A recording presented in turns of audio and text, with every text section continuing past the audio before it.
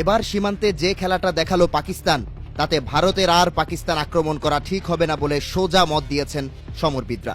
সীমান্তে যেন ঘূর্ণিঝড় তুলে ফেলল পাকিস্তান, ভারতকে যেন বুঝিয়ে দিল, আসো খেলা হবে। এ যেন অন্য এক পাকিস্তান। এ পাকিস্তান যেন এ যাবৎকালের সকল হিসেব গড়ায় গন্ডায় আদায় করে নিতে প্রস্তুত। পাকিস্তানের আকাশ জুড়ে যুদ্ধ বিমানের গগন বিদারী গর্জন আর ভূমির বুক চিরে শত শত ট্যাঙ্কের অগ্রযাত্রায় পাকিস্তান সেনাবাহিনী দেখিয়ে দিল, তারা শুধু প্রতিরক্ষা নয়, প্রতিশোধের জন্য ভয়ঙ্করভাবে প্রস্তুত।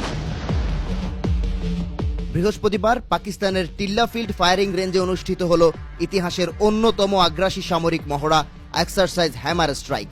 এই সামরিক মহড়ায় উপস্থিত ছিলেন স্বয়ং পাকিস্তানের সেনাপ্রধান জেনারেল সৈয়দ আসিম মুনির। মহড়ায় একটি সাঁজোয়া ট্যাঙ্কের ওপর দাঁড়িয়ে ভারতকে উদ্দেশ্য করে স্পষ্ট হুঁশিয়ারি দেন পাক সেনাপ্রধান।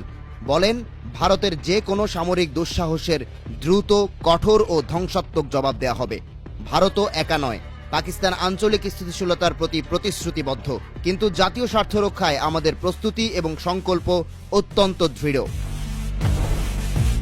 সীমান্তে পাকিস্তানের এই মহড়া কোনো সাধারণ সামরিক অনুশীলন নয়, যেন যুদ্ধের আগেই যুদ্ধের ভয়ঙ্কর রূপ দেখালো পাকিস্তান, যেখানে পাকিস্তান সেনাবাহিনী প্রমাণ করল তারা শুধু সীমানা পাহারা দেয়া না, বরং শত্রুর টুঁটি চেপে ধরে নিমেষেই শ্বাসরোধ করার ক্ষমতাও রাখে।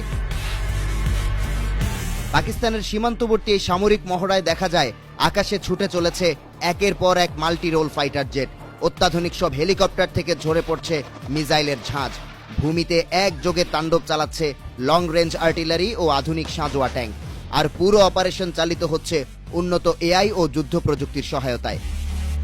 আইএসপিআর জানায়, পাকিস্তান সেনাবাহিনী আজ এমন প্রযুক্তি ও কৌশলের অধিকারী যা সমগ্র দক্ষিণ এশিয়ায় এক অনন্য উদাহরণ। পাক সেনাপ্রধানের এই কঠোর হুঁশিয়ারির পেছনে রয়েছে স্পষ্ট বার্তা। ভারতের দমননীতি, সীমান্তে উস্কানিমূলক আচরণ এবং কাশ্মীরে মানবাধিকার লঙ্ঘন, যা আজ আন্তর্জাতিক নিরাপত্তার জন্য এক বড় হুমকি হয়ে দাঁড়িয়ে, তারই যেন অভিব্যক্তি ঘটল পাকিস্তানের এই সেনাপ্রধানের হুঁশিয়ারিতে।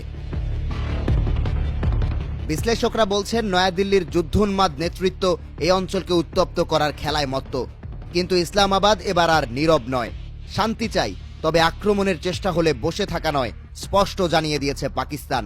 গতকাল এক সংবাদ সম্মেলনে পাকিস্তানের উপপ্রধানমন্ত্রী ও পররাষ্ট্রমন্ত্রী ইসহাক দার জানিয়েছেন, পাকিস্তান আগে থেকে যুদ্ধ শুরু করবে না, কিন্তু ভারত যদি করে তাহলে তাদের কঠোর জবাব দেয়া হবে।